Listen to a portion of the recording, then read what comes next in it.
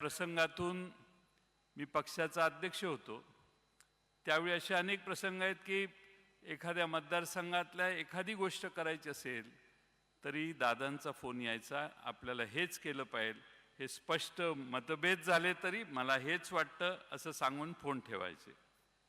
त्यामुळे स्वतःचं मत मांडायला दादा कधी कचरले नाही. आम्ही एका पक्षात फार वर्ष काम केलं. काँग्रेस पक्षातून राष्ट्रवादी पक्षाची स्थापना झाली.